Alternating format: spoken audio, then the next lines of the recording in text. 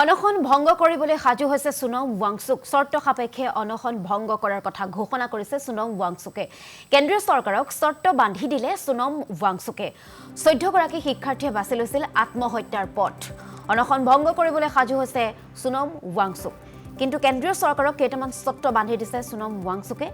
14 গৰাকী শিক্ষাৰ্থীয়ে বাছি লৈছিল আত্মহত্যাৰ পথ। ভুক্তভোগী পৰিয়ালক দিব লাগিব উচিত ক্ষতিপূৰণ। সদনত জবাবদিহি হ'ব লাগিব শিক্ষামন্ত্ৰী ধৰ্মেন্দ্ৰ প্ৰধান। প্ৰশ্নকাকত ফাদিল সম্পৰ্কত অৰ্থপূৰ্ণ আলোচনাৰ দাবী কৰিছে সোনম ৱাংচুকে। পদত্যাগৰ বিষয়টো বিবেচনা কৰিব লাগিব মোদী চৰকাৰে। যুৱ প্ৰতিবাদকাৰীৰ বিৰুদ্ধে ল'ব নোৱাৰিব কোনো ধৰণৰ শাস্তিমূলক ব্যৱস্থা। প্ৰতিবাদ দমনৰ নামত বল প্ৰয়োগ কৰিব নোৱাৰিব আৰক্ষীয়ে। আৰু সোনম ৱাংচুকক সাক্ষাৎ জে.পি. নাড্ডা আৰু জিতেন্দ্ৰ সিঙৰ অনশন সমাপ্ত কৰিবলৈ পৰিৱেশবিদগৰাকীক জনালে অনুৰোধ।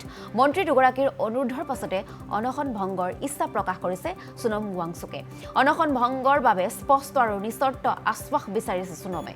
65 গৰাকী সাংসদেও অনশন ভংগৰ বাবে সোনম ৱাংচুকলৈ লিখিছে চিঠি আৰু তাৰ পাছতে কিছু চৰ্ত সাপেক্ষে অনশন ভংগৰ ইচ্ছা প্ৰকাশ কৰিছে সোনম ৱাংচুকে।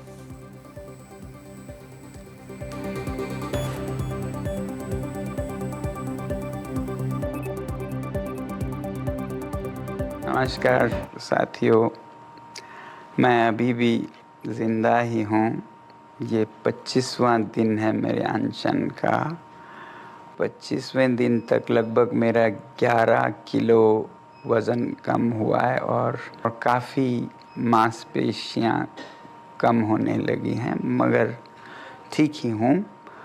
कल मैं रात को यहाँ गुड़गांव के एक निजी अस्पताल में लाया गया हूँ सफदरजंग से, और मैं दाद देना चाहता हूँ उन सभी छात्रों को जिन्होंने इतने शांतिपूर्ण तरीके से खुद पर लाठियाँ खाते हुए वापस कोई हमला ना करते हुए, हालांकि बहुत उकसाने पर भी और कुछ तत्वों को पत्थर फेंकने के लिए लाए जाने पर भी आपने सब्र से काम लिया। मैं बहुत ही मेरा दिल पिघल गया इससे, और क्योंकि उन पर बहुत ही बर्बरता से हमले हो रहे थे, इसलिए मैंने अपना अनशन जारी रखने का फैसला किया था। अब भी मेरे पास बहुत से नेतागण आए। অনশন ভংগ কৰিবলৈ সাজু হৈছে সোনম ৱাংচুক। চৰ্ত সাপেক্ষে অনশন ভংগ কৰাৰ কথা ঘোষণা কৰিছে সোনম ৱাংচুকে। কেন্দ্ৰীয় চৰকাৰক চৰ্ত বান্ধি দিলে সোনম ৱাংচুকে। 14 গৰাকী শিক্ষাৰ্থীয়ে বাছি লৈছিল আত্মহত্যাৰ পথ। অনশন ভংগ কৰিবলৈ সাজু হৈছে সোনম ৱাংচুক। কিন্তু কেন্দ্ৰীয় চৰকাৰক কেইটামান চৰ্ত বান্ধি দিছে সোনম ৱাংচুকে। 14 গৰাকী শিক্ষাৰ্থীয়ে বাছি লৈছিল আত্মহত্যাৰ পথ। ভুক্তভোগী পৰিয়ালক দিব লাগিব উচিত ক্ষতিপূৰণ। সদনত জবাবদিহি হ'ব লাগিব শিক্ষামন্ত্ৰী ধৰ্মেন্দ্ৰ প্ৰধান। প্ৰশ্নকাকত ফাদিল সম্পৰ্কত অৰ্থপূৰ্ণ আলোচনাৰ দাবী কৰিছে সোনম ৱাংচুকে। পদত্যাগৰ বিষয়টো বিবেচনা কৰিব লাগিব মোদী চৰকাৰে। যুৱ প্ৰতিবাদকাৰীৰ বিৰুদ্ধে ল'ব নোৱাৰিব কোনো ধৰণৰ শাস্তিমূলক ব্যৱস্থা। প্ৰতিবাদ দমনৰ নামত বল প্ৰয়োগ কৰিব নোৱাৰিব আৰক্ষীয়ে। আৰু সোনম ৱাংচুকক সাক্ষাৎ জে.পি. নাড্ডা আৰু জিতেন্দ্ৰ সিঙৰ অনশন সমাপ্ত কৰিবলৈ পৰিৱেশবিদগৰাকীক জনালে অনুৰোধ। মন্ত্ৰী দুগৰাকীৰ অনুৰোধৰ পাছতে অনশন ভংগৰ ইচ্ছা প্ৰকাশ কৰিছে সোনম ৱাংচুকে। অনশন ভংগৰ বাবে স্পষ্ট আৰু নিচৰ্ত আশ্বাস বিচাৰিছে সোনমে। 65 গৰাকী সাংসদেও অনশন ভংগৰ বাবে সোনম ৱাংচুকলৈ লিখিছে চিঠি আৰু তাৰ পাছতে কিছু চৰ্ত সাপেক্ষে অনশন ভংগৰ ইচ্ছা প্ৰকাশ কৰিছে সোনম ৱাংচুকে।